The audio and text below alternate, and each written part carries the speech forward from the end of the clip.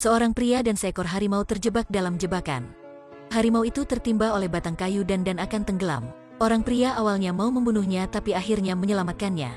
Setelah diselamatkan, harimau mendekati dia dan menciumnya. Untuk bersyukurnya, ia memberinya kekuatan yang luar biasa. Orang pria ini bernama Deleh, lahir di sebuah suku. Di zaman primitif, 100.000 tahun di SM, suku mereka mengandalkan berburu mamut sebagai makanan utama. Siapapun yang bisa berburu mamut akan menjadi pemimpin suku-suku. Suatu hari, penyihir mereka meramal, perburuan yang terakhir mereka akan terjadi. Yang berhasil memburu mamut akan memimpin suku ke dunia bebas. Dan sejak itu tidak menderita lapar lagi. Deleh juga termasuk di antara para pemburu kali ini. Kawanan mamut dipikat ke dalam tebing sempit, lalu terjebak di jaring yang dipasang oleh pemburu. Namun pemburu meremehkan kekuatan mamut. Mereka dapat mudah lepas dari jaring, pemburu meraih jaring dan diseret olehnya. Saat itu mereka lepaskan tangan mereka, tapi Deleh terjebak di jaring itu. Dia diseret ke puncak gunung dan terjebak di batu, jaring terputus. Mamut berbalik untuk menyerangnya. Dia mau memprotes, tapi tombak dia terjebak di batu. Tapi anehnya, mamut itu menusuk dirinya sendiri ke batu. Ia telah bunuh dirinya. Sejak itu Deleh jadi pemimpin dan menikah dengan kekasih impiannya, Evolet. Suatu hari, Satria mistik Almiti telah datang. Mereka mempunyai senjata dan baju besi yang kuat. Mereka membunuh orang di sini, merampok Evoket serta pria muda yang kuat. Dikirim ke suatu tempat bekerja sebagai budak. Orang-orang yang ditangkap dibawa ke sini untuk membangun piramida. Mamut ini juga dijinakkan untuk bekerja di sini. Pemimpin Almiti menyebut dirinya dewa. Dia pakai taktik kejam untuk menindas mereka. Untuk mempercepat penyelesaian piramida, dewa itu memerintahkan bawahannya membunuh seorang budak untuk menunjukkan kekuatannya. Deleh memimpin orang dia menyelamatkan Evolet. Setelah beberapa bulan, dia telah menemukan mereka. Orang pria ini berniat melakukan tindakan cabul bagi Evolet, tapi Deleh muncul dan memukulnya. Tapi dia ditemukan Almiti ketika menyelamatkan orang lain. Jadi mereka melarikan diri.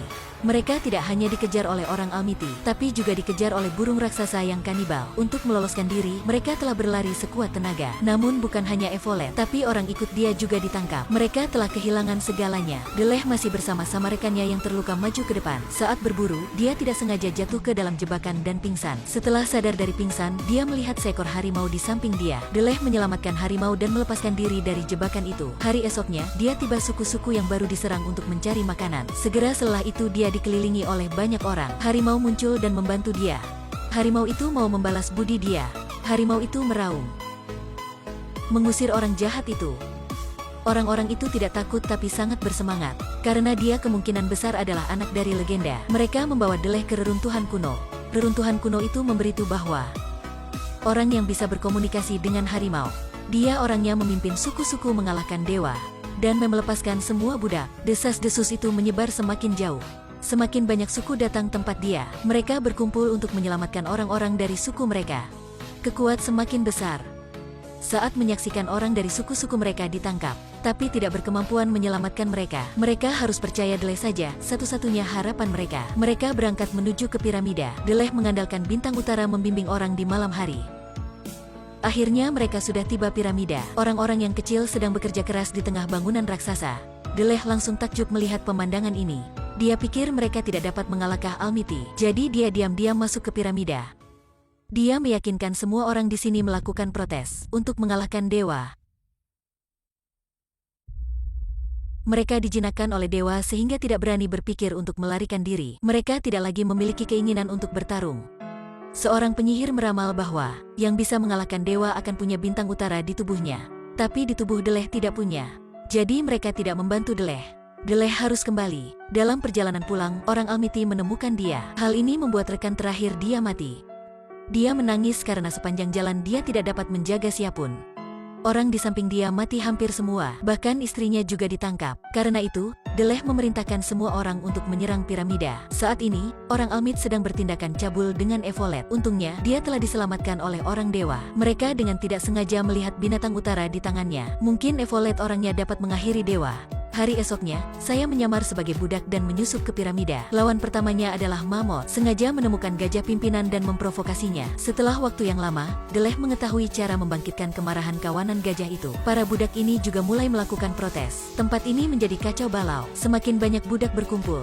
Dewa mengeluarkan Evolet untuk mengintimidasi Deleh. Dia bilang kalau Deleh menyerah, Evolet akan dilepaskan. Deleh segera setuju dengan usul itu, tapi dia mau tahu nasib budak-budak di sini akan seperti apa. Dewa bilang mereka harus tinggal di sini untuk membangun piramida. Deleh marah dan melemparkan tombak ke arah dewa. Tombak itu menembus tubuh dewa. Ternyata dia juga manusia aja. Setelah dewa tumbang, mereka langsung menyerang istana. Mereka membakar istananya sampai rata dengan tanah. Saat Evolet akan dipertemukan dengan Deleh, Evolet terkena panah. Orang terakhir yang Deleh mau menjaga juga mati. Penyihir yang sekarat menggunakan kekuatan sihir untuk menghidupkannya kembali. Akhirnya Deleh telah berhasil melepaskan semua budak, suku-suku juga saling membantu. Mereka tahu cara membudidayakan dan menuju ke peradaban baru. Film tersebut memberi kita pengetahuan tentang peradaban awal umat manusia. Ketika semua orang diperlakukan dengan adil, hidup kita baru menjadi lebih baik.